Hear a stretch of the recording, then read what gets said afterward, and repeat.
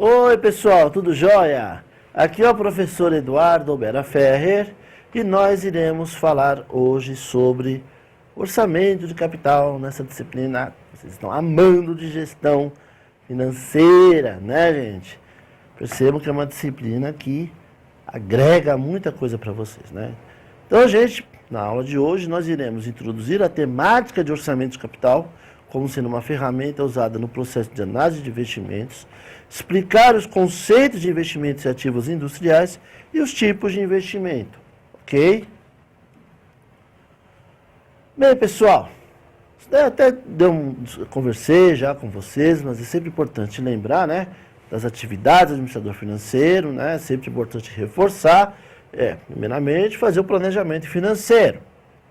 Segundo, tomar decisões de investimento, aonde eu vou investir, em que tipo de ativo eu vou investir, né? E segundo, tomar decisões de financiamento, ou seja, de onde vão vir os recursos, né? Ou seja, quais serão as fontes de recursos para eu investir, tá? Nesse sentido, pessoal, as decisões do administrador financeiro, elas têm dois focos, o curto e o longo prazo, né? O curto prazo é muito usado para a gestão do dia a dia das empresas. Já o longo prazo, por outro lado, tem como foco principal a análise estratégica do negócio, né? Pensa o negócio estrategicamente. E é nesse longo prazo que eu vou me focar na aula de hoje, tá? Os investimentos de longo prazo, gente, eles representam grandes desembolsos de recursos. São investimentos notadamente em ativos, pessoal. E esses recursos são obtidos, na maior parte das vezes, com terceiros, né? Por isso, pessoal, as empresas elas elaboram seus orçamentos de capital. O orçamento é uma ferramenta, o orçamento de capital é um processo que consiste em avaliar, selecionar investimentos de longo prazo que estejam consistentes com o planejamento estratégico da empresa, visando aí maximizar a riqueza dos acionistas, tá, gente? As propostas de investimento, pessoal, elas podem ser classificadas em três tipos de modalidades. Ou você vai ampliar o volume de atividades, né? Ou seja, você vai passar a fabricar mais coisas em função aí de uma situação detectada por você, onde o mercado está com aumento de demanda, né? Se você sentir que esse aumento de demanda vai permanecer, aí é importante decidir ampliar aí os negócios para você não perder mercado, né? Numa situação de crise, acho que a situação é outra, né? Reposição ou modernização de ativos fixos, né? Aí muitas vezes você repõe um ativo fixo porque ele se tornou obsoleto, porque ele se tornou economicamente inviável, os custos de manutenção são muito altos, tá? Não existem mais peças de reposição para uma determinada máquina. Então, para modernizar, né? Você pode também decidir modernizar os seus equipamentos, ao invés de trocar, repor, né? Se ele for economicamente viável, muitas vezes é viável você fazer alguns ajustes, trocar algumas peças, enfim, modernizar a máquina e dessa maneira torná-la novamente, fazer com que ela seja mais economicamente viável, né? Aumentar a capacidade dela, ok? E você pode fazer um arrendamento ou uma aquisição, né? Ou seja, você vai estar alugando máquinas, equipamentos, ou você vai estar adquirindo máquinas, equipamentos novos, tá? Com várias finalidades. Pessoal, os aspectos que envolvem os tipos de investimento, que dizem respeito às diferentes situações com que a empresa pode afrontar uma empresa no momento de tomar suas decisões. Em outras palavras, o que seu objetivo a conhecer por meio desse estudo é como um projeto de investimento de capital afeta ou ele é afetado por estas propostas, ok?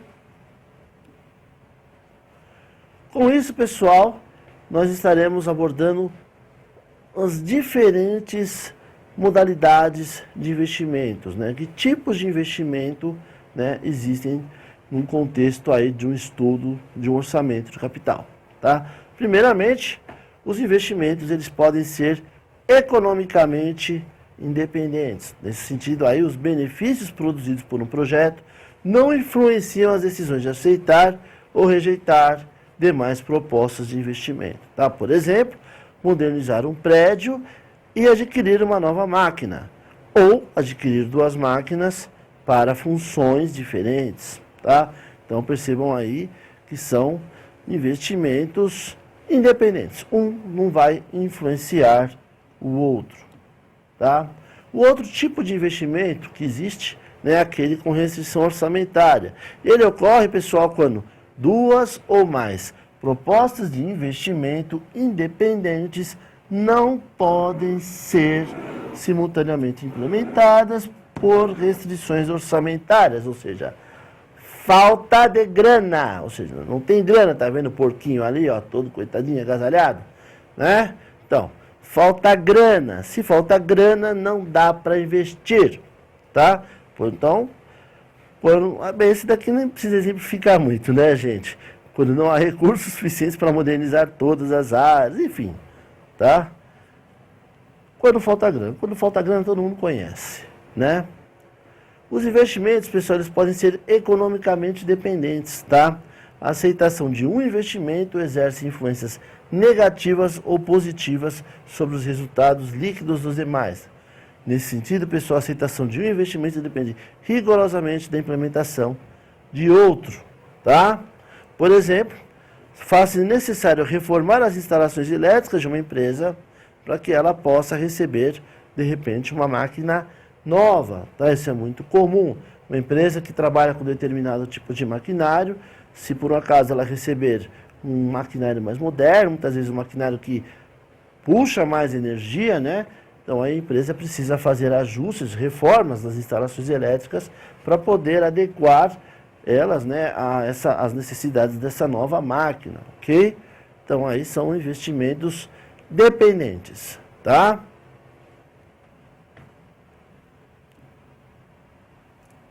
Os investimentos, eles podem ser mutuamente excludentes, pessoal.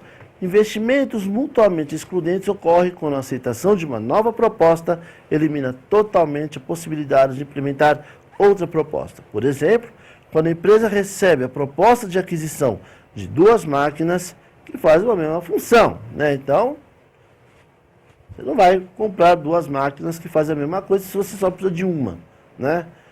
Então, nesse sentido aí, pessoal, você vai optar, obviamente, pela máquina que gerar menor custo ou maior produção. Tudo vai depender da sua necessidade, né? Isso, obviamente, sempre levando em consideração o valor do investimento, ok? Se por um acaso as máquinas empatam em termos de investimento, aí você vai olhar os custos. Dificilmente elas vão empatar também nos custos. Investimentos com dependência estatística. Olha que interessante, pessoal. Nesse tipo de investimento, pessoal, eles apresentam variações conjuntas em seus resultados ao longo do tempo. Por exemplo, a viabilidade da produção de iates, né, e carros de luxo, por exemplo. Tá? Então, você precisa analisar se você, por exemplo, vai ter mercado para isso daí. Tá? Então, ou então se você vai precisar adequar as suas instalações, né, para você poder produzir essas duas coisas conjuntamente, tá? Então, enfim, obviamente você só vai fazer esse tipo de investimento se você observar uma situação de mercado favorável, né, para isso, tá? Normalmente aí você está trabalhando com um investimento em nicho, né? Você vai colocar então esse tipo de projeto aí num segmento, vai direcionar esse tipo de investimento para um segmento específico de mercado, tá?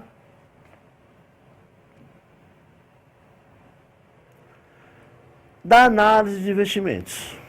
Bem, pessoal, ao fazer os estudos de análise de investimentos, vocês vão utilizar fluxos de caixa incrementais projetados, ok?